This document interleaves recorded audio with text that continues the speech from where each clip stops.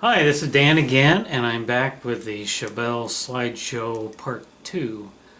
Um, well, I was at work early this morning. I suddenly remembered that I do indeed have some more pictures saved to the computer. Um, they were taken late 1980s. The car was pretty much finished. The new motor wasn't in it yet, but of course you couldn't tell in the pictures. Um, I had driven way east of where I'm at now and into the Cascade Range, the volcano um, range that runs through the state of Oregon. I took some pictures. Um, so I'm going to share these here. There's only 4 of them, unfortunately, but these are the nicest pictures that I have of the Chevelle after it was painted. It had the Krager wheels on it. The new tires, everything was looking good and very nice. It just didn't have the new motor in it yet. But before we look at those pictures, let's go back in time to when I first brought this car home in August of 1985.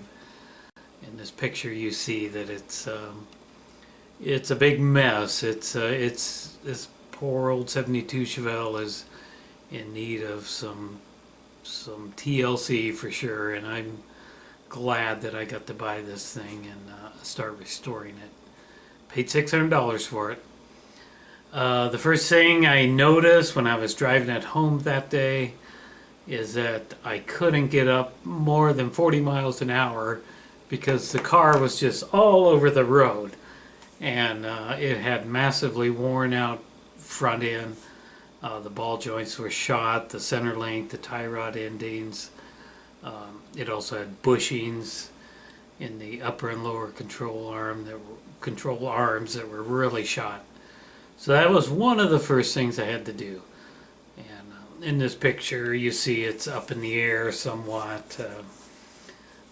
I'm under there doing that stuff, getting that stuff done. Unfortunately, a lot of those pictures have been lost because I knew we took a lot of them. Also, another problem that I realized was going on when I was driving it home was the transmission. First of all, this car came, I believe everything was stock on it except the wheels and tires. Somebody put a mismatched set of chrome wheels on it. There were 3 different sizes of wheels on this thing. I pretty much couldn't save any of them, but I rounded up a complete set of Baby Moon wheels a few months later, and that's what I went with for quite a number of years.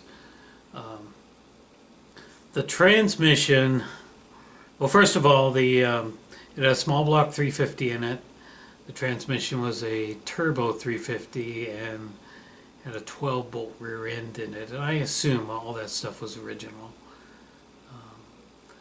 The transmission driving it home would just shift constantly, between first, second, and third. It was a real mess, and I thought maybe changing the fluid in the filter perhaps a couple of times might help it out. It didn't, and I ended up having to take it into the shop once I got all the front end work done, and they had to do quite a bit of work to it. But once it was back in there, never had another bit of problems with it.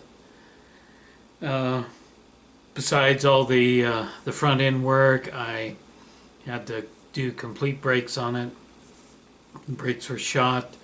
It had drums all the way around, and my good buddy at B&M Wheel Alignment, Al Botcher, the owner, turned the drums for me. They weren't too far gone, so got the drums turned, changed all the wheel bearings, even the rear end outer wheel bearings.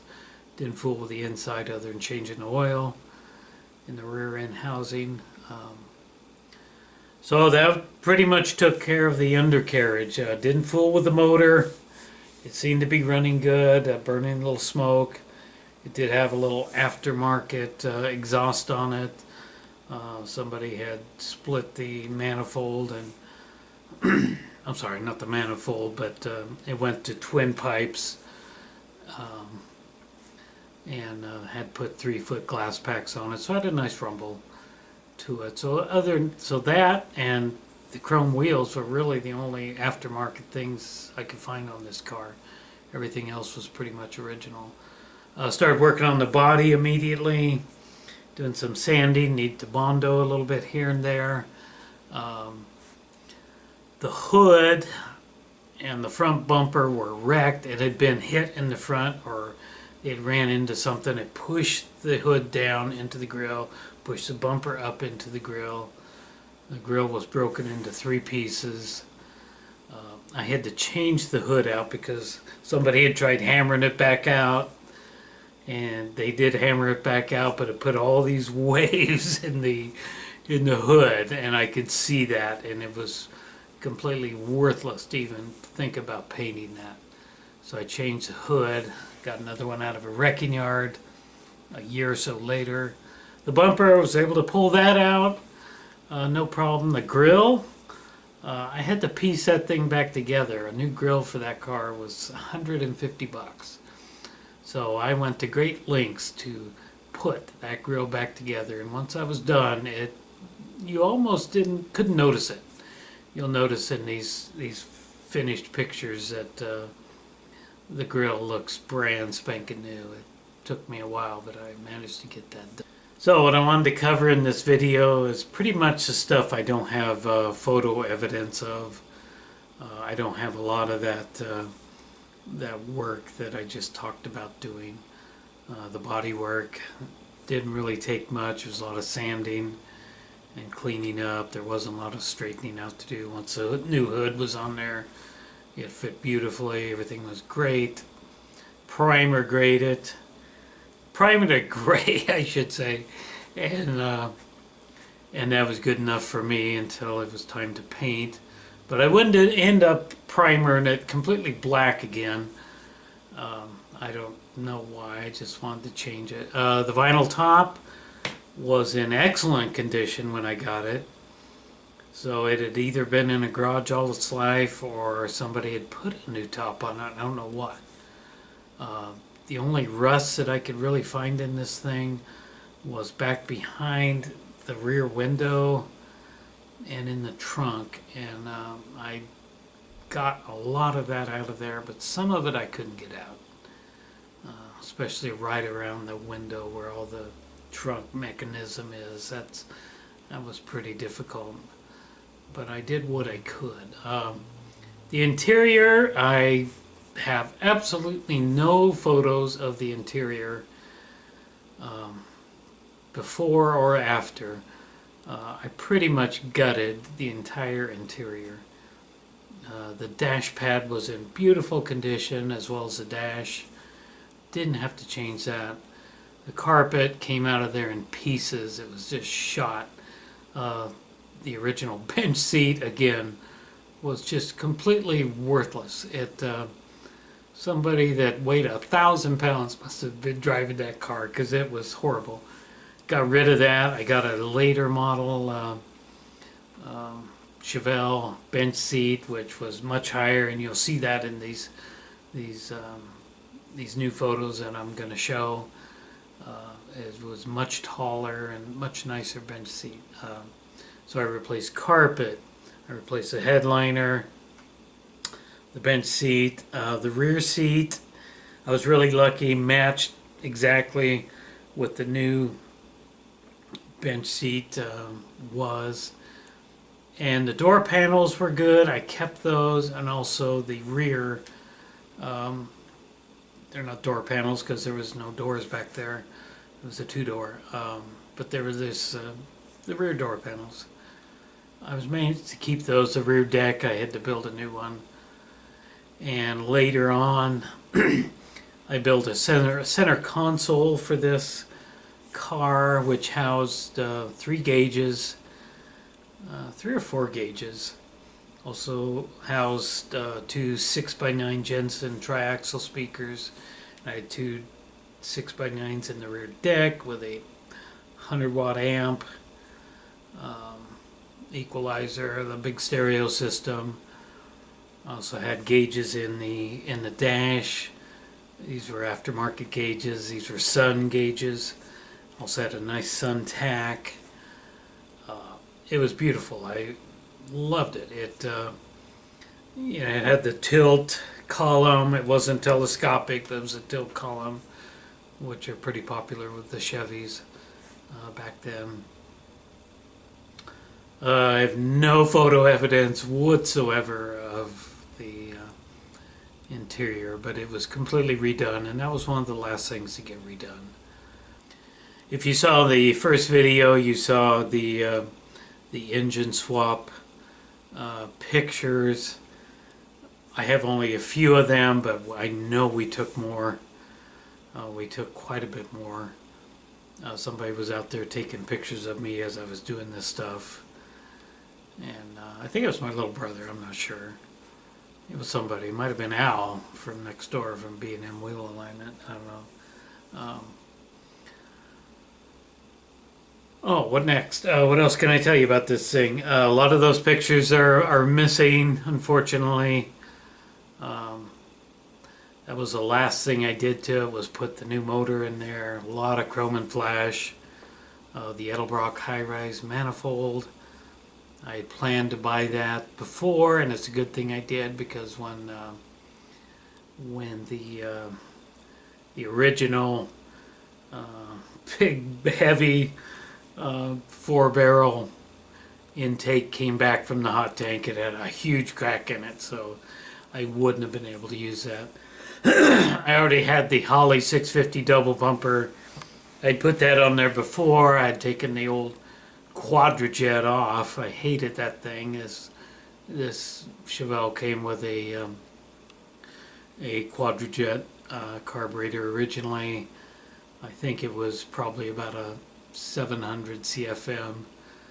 It worked okay. The problem I have with Quadrajets is they leak gas into the motor. And that's just not good. You don't want that happening. But other than that, it was an okay thing.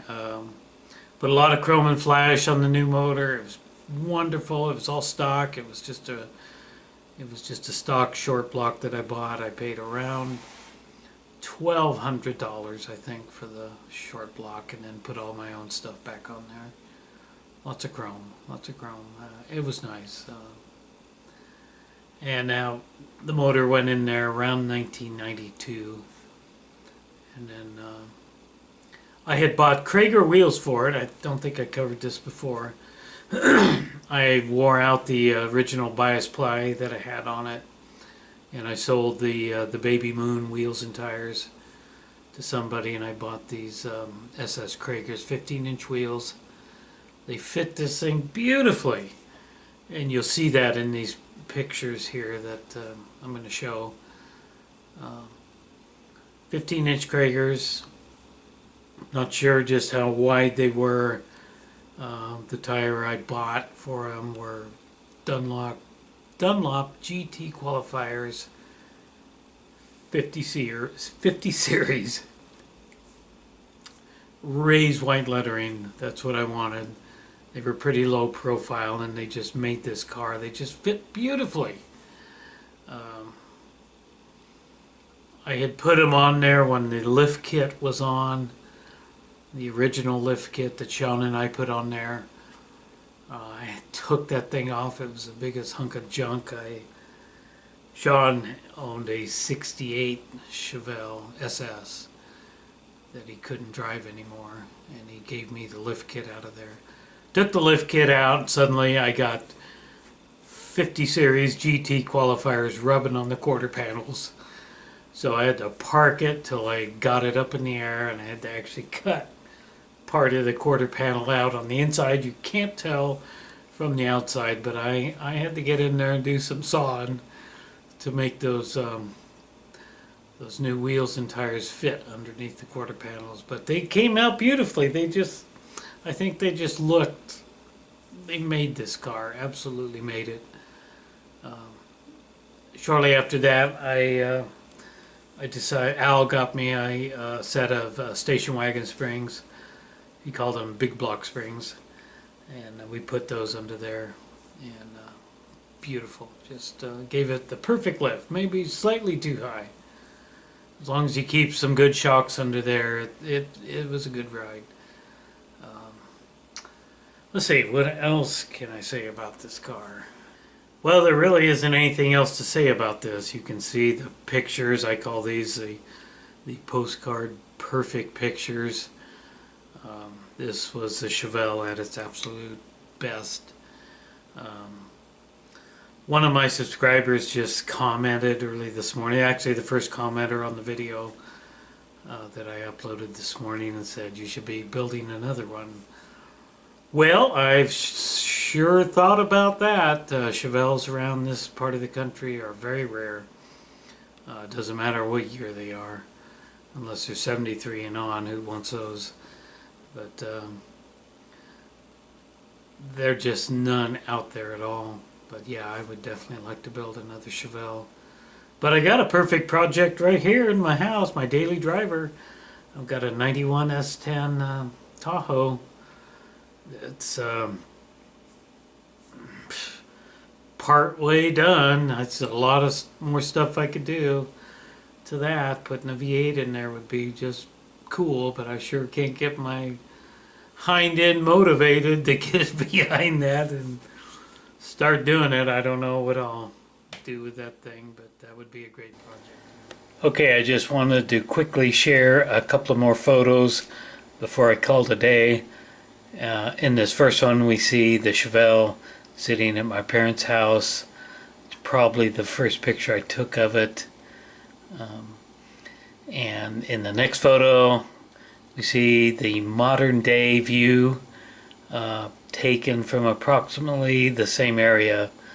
The big field out there is a parking lot now owned by the city of Jacksonville. And now in this photo, we see the house back in approximately 1988, possibly 89. My dad's Chevy Nova is sitting there next to the Chevelle. His Nova is covered with snow because he had passed away just shortly before this. And in the next photo, we see approximately the same camera angle taken just a short time ago. That's what it looks like now. The house is still there. Alright, that's it. Thanks for watching.